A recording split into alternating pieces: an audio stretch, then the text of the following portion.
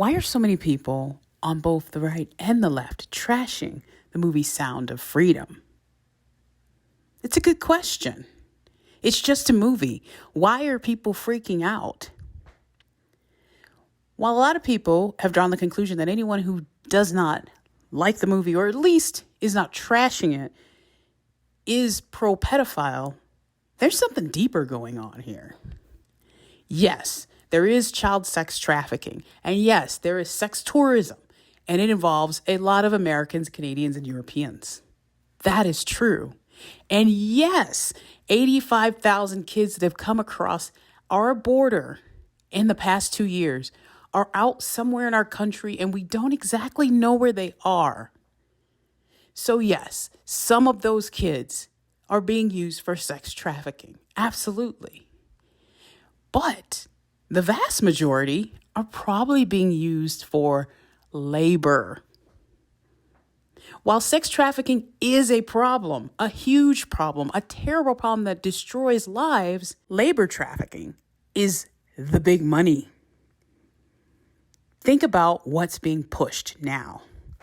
All of a sudden, there's this emergency. We need to make sure that we move to renewable energies as soon as possible. The earth is on fire. Oh, we have to do it now. There is a heat advisory in my area.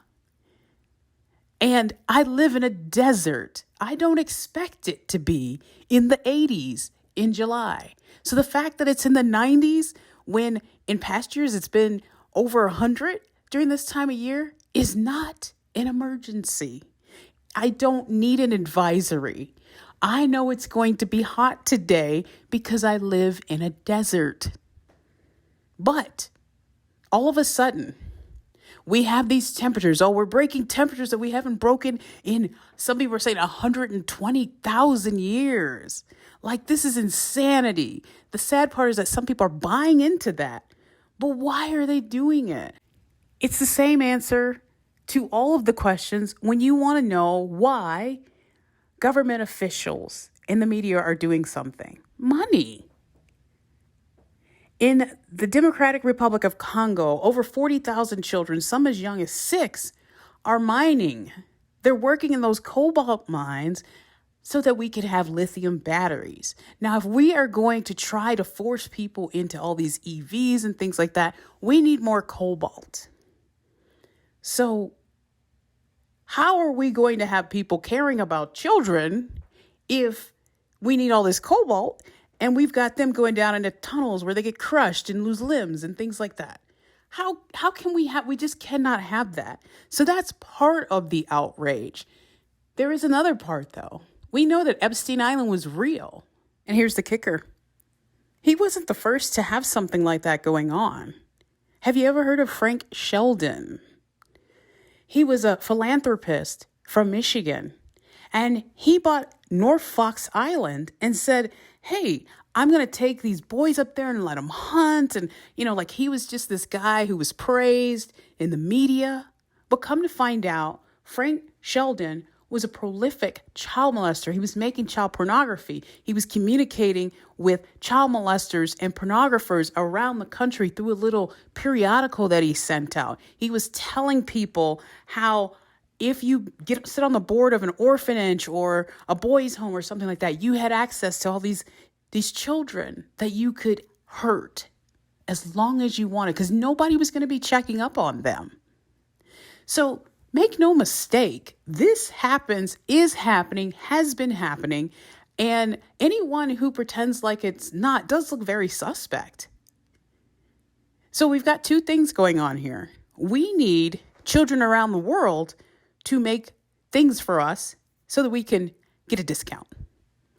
But now that we've had 85,000 kids come through the southern border over the past 2 years, some of those kids, which we know for sure, are in factories working for little to no money. We know this is happening. So why is everybody so mad? Well, if you think about it, all of the major media companies are owned by the same people, right? BlackRock, Vanguard, you know the names. So of course they don't want us to start caring about kids or asking questions about who is producing our clothing, our food. They don't want us to ask who's on the farm picking the fruit. Those questions might cause us to pause and say, maybe these industrialized size corporate entities are not the way to go.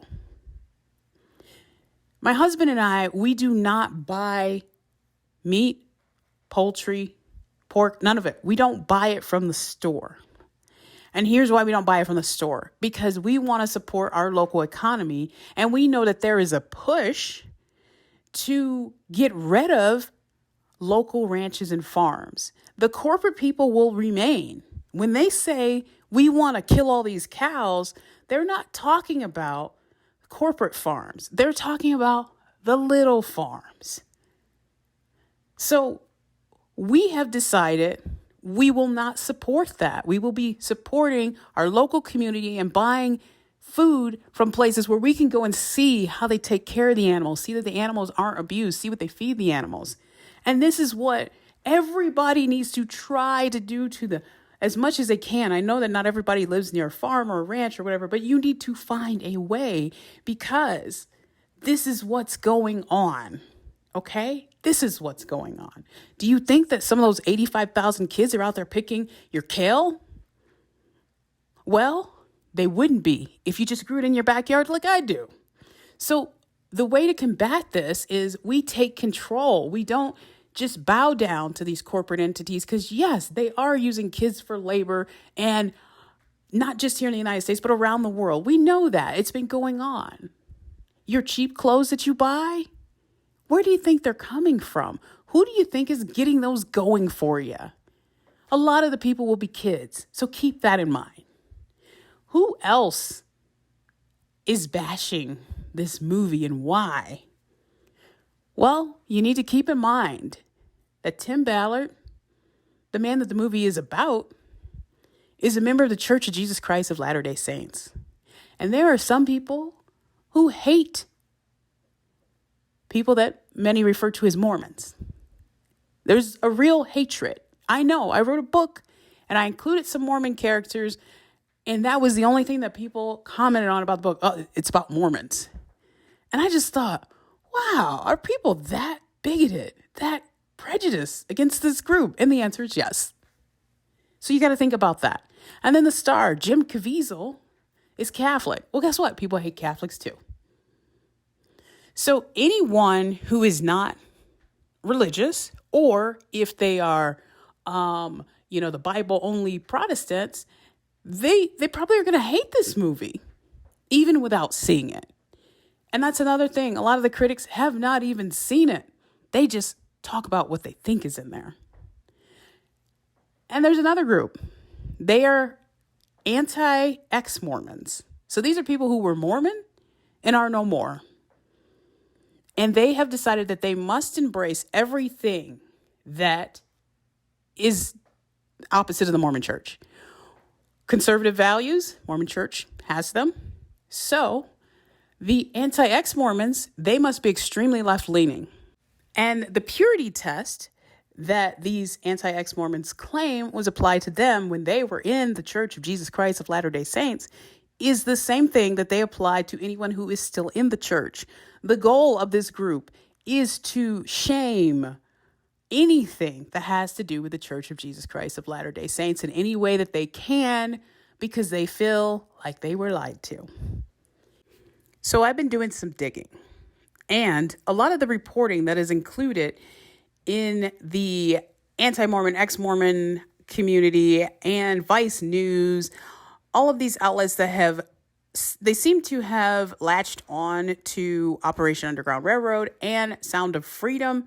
They are telling half the story. For example, the Vice article that came out in 2021 that was talking about how shady Operation Underground Railroad was, one of the people that they interviewed was Meg Conley. And she, at the time, when she went on a mission with Operation Underground Railroad, was a fan. And she actually wrote glowingly about the organization months after she'd gone on the mission. So if the mission was that bad, I could understand when you first come back, you're like, okay, what just happened? You got to process everything. But when months later, you're still saying that it was a good thing and you're still supporting the organization, and then all of a sudden, in 2021, your entire message has changed. My question is, did the organization change or did you change? Now, this lady at one point, because Tim Ballard talks about her, and I thought, well, people are saying that he's not being honest about things. So I decided to dive into something that he said in an interview with Jordan Peterson. He said that the person who was interviewed for the Vice article, one of them had gone on a mission with them. And at the time, she thought it was great. She wrote nice things about it. But for some reason in 2021, probably for publicity, he said, she changed her tune. So I decided to dig into that particular idea. Was there someone in the Vice article who had gone on a mission and had spoke positively about it and then changed their tune years later? And also, what would be that person's motive? Well, it turns out that Meg Conley is a, quote, mommy blogger. And over the years, she's written a lot of articles. She started out blogging, but now if you read her articles, they're extremely left-leaning. Her blog posts were not like that. They were more introspective and, religious, actually. Like very positive, spiritual things were intertwined. But now she's moved to writing just about politics. And I understand this because I am a writer. And I know that if you are a writer, when I did freelance writing, you had to write what people wanted to see and read, not what you wanted to write. So is it possible that this was a chance for this Meg Conley person to gain some clout in the writing world? Sure, it was. Vice News was big at the time. I think they've since filed for bankruptcy, but they were big at the time. And I think that she saw this as an opportunity to get her name out there. Well, I don't know how well that worked for her, but I was able to use her name to trace her blog back to 2015 when she was writing glowingly about this particular Operation Underground Railroad. So I actually did a video about that where I compare what she was saying in her blog post in 2015 with what she tells Vice News in 2021. The Red Pilled America podcast also went on a little tirade about Sound of Freedom and Tim Ballard. What are their motives? They claim to be a conservative-leaning podcast. Well, if you've listened to their podcast, you'll know they're not that conservative because they are being put out and supported by iHeartRadio.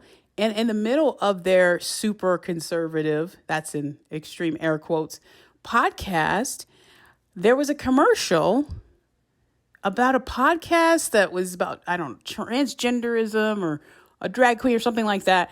I actually turned it off after that because I'm like, wait a minute, this is so ironic, I guess I could say, that you guys claim to be these super conservatives. You're so red-pilled that you are putting out podcasts on iHeart Media with these commercials. So here's my question. Who owns iHeart Media? Well, we know that BlackRock and Vanguard are heavily involved. They own a lot of shares of the company. Is it possible that these two in their podcast were told, you need to dig into this because this is this is not going to work out. You can't be saying that this movie is important or good or anything like that. You need to slam it. Is it possible? Of course it's possible. And the complaints that people are putting out are very strange. One of them is that one of the child molesters in the movie, I don't know why this is such a talking point for people who are criticizing the movie. One of the child molesters, people are saying, well, he was a groomer child molester, not a kidnapper child molester. Okay, all right. So in the film, there is a point where there's a man coming through the border back into California from Mexico, and he has a little boy in the car with him, and he gets arrested. This character in the movie is portraying Earl Buchanan an actual sex offender. And if you read articles on him, you will find out that he was stopped by U.S. Customs and Border Protection officers, and he had a 5-year-old boy in his lap. He was coming back from Mexico. He was arrested, and one of the charges was kidnapping. They don't know, in pornography. They don't know why he was in Mexico with this little boy. They don't know. But here's the thing. The argument is, well, Earl Buchanan was not a human trafficker or a child sex trafficker. He's a pedophile. Is this just semantics or what? I don't know. But I'll tell you this is a very strange hill to die on. Yes, the movie says it's based on true events, but I've never seen a movie based on true events that actually had every event that happened in the true story. Do people take artistic license? Of course they do. So these arguments against the movie are just plain silly.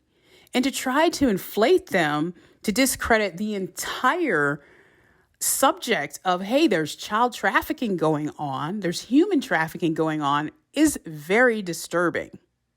Another angle is, oh, we've got another white savior. Well, here's the deal.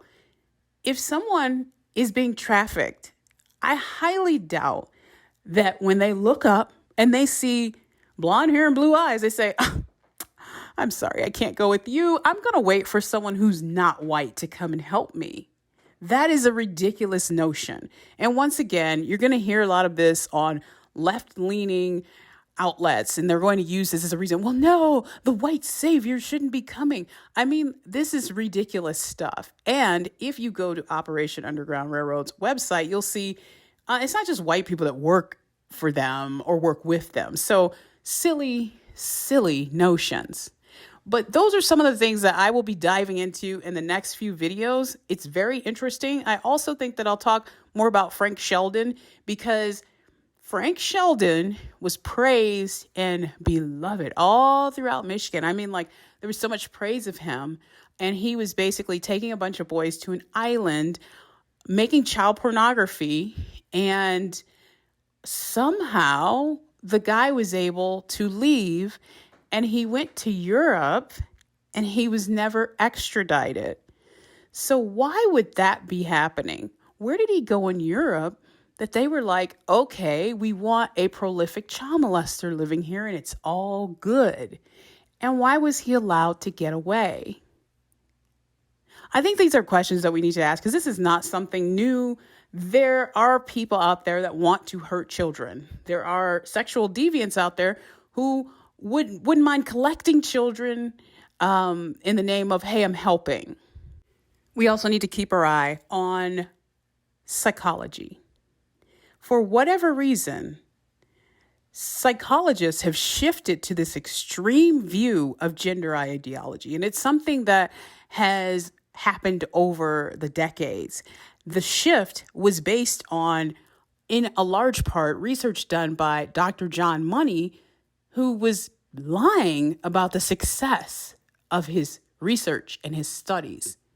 This is very scary, but it's not that different from the trajectory of every little boy in the 1980s had ADHD or ADD, or every teenager in the 90s was bipolar.